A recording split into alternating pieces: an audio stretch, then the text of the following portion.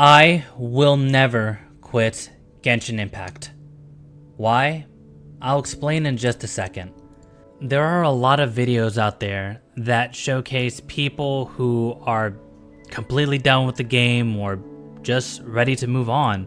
And in their defense, I get it, because Genshin has a lot of flaws, and it only took until Natlin for them to finally start listening to the players, even if it was just a little bit.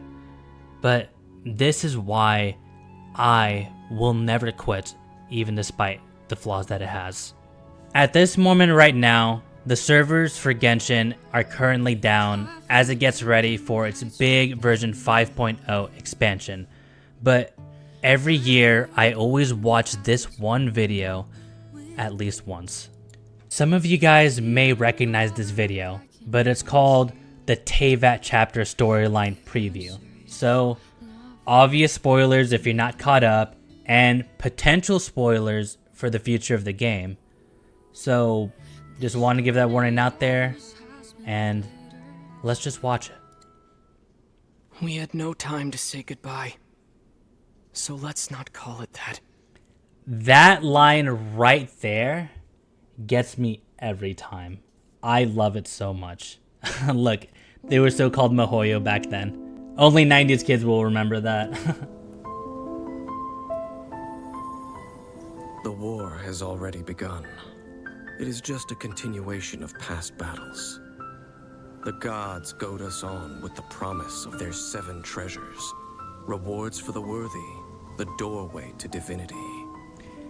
Yet buried in the depths of this world, and I'm sure you guys recognize this, but obviously that's Dainsleif who's commenting right now. Is not reserved for you. But if you haven't watched this yet, for whatever reason, never stops. I would really like you guys to pay attention to this. See for yourself. This is the prologue that we started with in Mondstadt. Finally faces his perturbation. What does freedom really mean when demanded of you by a god? The god of contrast, chapter 1. senselessly slaughtered as his people watched on in horror. That's whenever Rex Lapis fell from the ground. He will sign the contract to end all contracts. And if you guys remember that, that's whenever Zhongli gave away his power to Signora. So that's what we started with. And I didn't even play any of the story. Well, I didn't play at least the leeway stuff until right before Inazuma. Speaking of which, Act 2. In the secluded land of the immortal Shogun, the Bakufu rules eternal. When this came out, when version 2 came out, that changed the game. There was so much hype coming from this because we didn't know what to expect. We didn't know what a new expansion was going to look like. And for a time, it felt like a brand new game. It was honestly like something like I've never experienced before. It was awesome. Not just the gameplay, but just the community. It was such a different time back then. Which leads us into this. The god of wisdom's enemy is wisdom itself, and the oasis of knowledge is a mirage in the desert of ignorance. In the city of scholars, there is a push for folly. When I saw my boy Sino for the very first time, I went crazy. I'm like, who is this guy? I need this guy right now. And I still use Sino to this day. He is one of my favorite characters of all time. Well, in Genshin. But say what you want about Sumeru, I think it was a great arc. But not as good as this. The god of justice lives for the spectacle of the courtroom, seeking to judge all other gods. But even she knows not to make an enemy of the divine. When I saw Linnea and Lynette, I hardly even knew who they were, but I just thought it was so interesting having a magician duo as the poster children for this act. And for whatever reason, I just had a feeling that Fontaine was going to be something special. I couldn't put my finger on it. This was we only had 2 lines to go off and pretty much this picture. But I had a feeling in the back of my mind that this was going to be an incredible arc. And to this day, I do believe Fontaine is definitively the very best part of Genshin. Which leads us to where we are today. The rules of war are woven in the womb. The victors shall burn bright, while the losers must turn to ash. When the god of war shares this secret with the traveler, it is because she has her reasons. I am so excited for Natlin. Because you can tell that there is going to be a lot of high velocity, high tempo things. Even though it may look cutesy at the very beginning, I have a feeling like we're really going to dive into what's to come and really learn about the traveler, like for real this time. And it may not top Fontaine, because Fontaine was truly something special. I have a good feeling that this is going to be a very close second. And then the climax is most likely going to lead into this. She is a god with no love left for her people, nor do they have any left for her. Her followers hope only to be on her side when the day of her rebellion against the divine comes at last. Oh my god, this is so crazy. Now that we know what we know, considering that the fact that the Fatui have 6 of the 7 Gnosises, if we were to assume that the Tsaritsa herself has the Gnosis, she's only missing the one from Natlin, who at the current moment is being investigated by Capitano.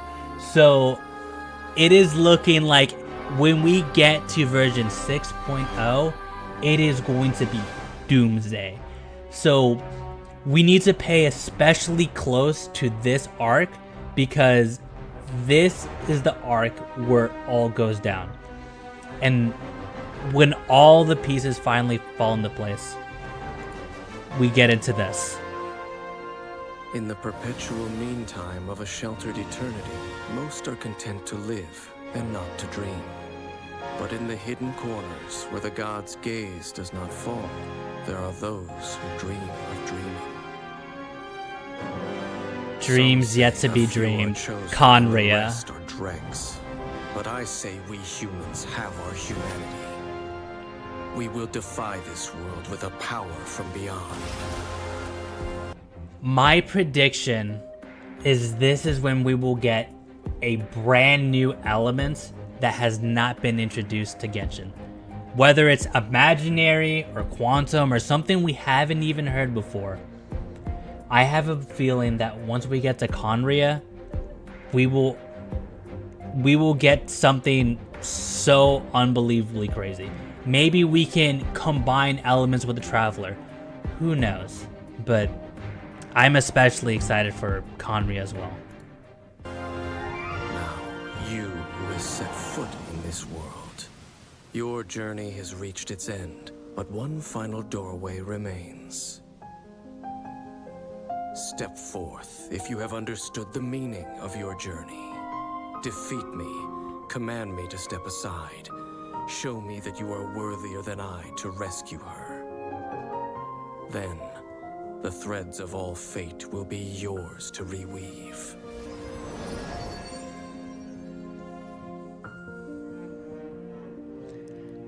And that right there is the trailer that I watch once a year. But I will always remember how much she too loved these flowers. I seriously get chills every single time I watch that, because it gives me hope that since the very beginning, there has always been a plan for Genshin. Maybe they haven't decided what exactly is going to happen, but at the very least, they have a plan, and we are nearing the end of our journey. We have Natlin, which will be available in just a few hours. Shniznaya is going to be our last destination that we know in Teyvat. And then everything will conclude in Conria, where we'll find out everything. Whether it's going to be a Genshin 2 or maybe traveling to a different planet, because it did say the Teyvat chapter. But this is why I personally will never give up on Genshin, because I want to see this to the very end. And if you guys want to be there along for the ride with me, whether it's staying up to date with the news or seeing funny meme videos or maybe just seeing my journey through Teyvat, Star Rail, then subscribe for more. And I'll see you next year when I do this again. See ya.